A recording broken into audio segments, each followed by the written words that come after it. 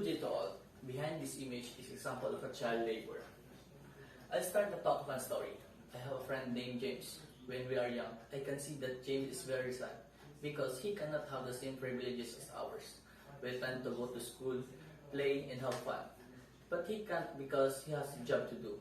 We'll be with his father doing things in the shop, and we lead him not to go to school. He must do it because that's what his father said. Without him helping, they cannot eat in a day. Economic hardship exacts a toll on millions of families worldwide. In some places, it comes at a price of the children. Roughly 160 million children were subjected to child labor at the beginning of 2020, with 9 million additional children risked due to the impact of COVID-19. This accounts for 1 to 10 children worldwide. Children will be driven into work for various reasons. Most often, child labor occurs when families face financial challenges or uncertainty, whether due to poverty, sudden illness of a caregiver, or job loss of a primary wage earner. The consequences are staggering. Child labor can result in extreme bodily and mental harm and even death. There are parents that can afford to support the need of their children, and that's why the children are forced to do work, most especially families living in a province where life is hard. They are driven by the thought of helping their parents by doing things where they can earn money. The education of the children is being taken from them. The right of playing with friends and have enough food to eat and time to rest is also not given to them because they are already brainwashed that education has nothing to do with them, and that they must strive for the day so that they will have the food to eat. The World Day Against Child Labor, which held is every year on June 12, is intended to foster the worldwide movement against child labor. In all its forms, this year themes look like to shine a spotlight on a global need to improve the safety of health of the young workers and end child labor. First, stakeholders must take responsibility.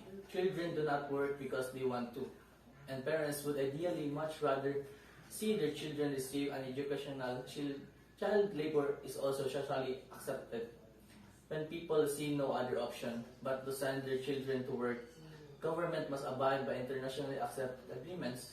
Companies must employ adults instead of children. Importantly, consumers must not buy goods produced by child labor. Second, increase the access of education. Removing children from child labor does not mean that they will automatically attend school. Schooling can be expensive, of a very poor quality, and some parents think sending their children to work is an obvious alternative. Both large and smaller business can make the contribution by raising awareness about the importance of education in their workplace, communities, industries, or sectors. Third is provide support for children. Children are also greater health and safety risks in a workplace for a number of reasons. Lack work experience, children are less able to make informed judgment. Want to perform well, children are willing to go extra mile without realizing the risk. Learn unsafe health and safety behavior of adults. Fourth is economic growth. There are children are forced to earn a livelihood even if they are also attend to school. Many of these children drift away from the path of education completely and get end up in a child labor. This means a country has a lack of formally educated adults who can contribute to the process of nation building and to the country's economic growth. And that will be the end of my talk. Thank you for listening.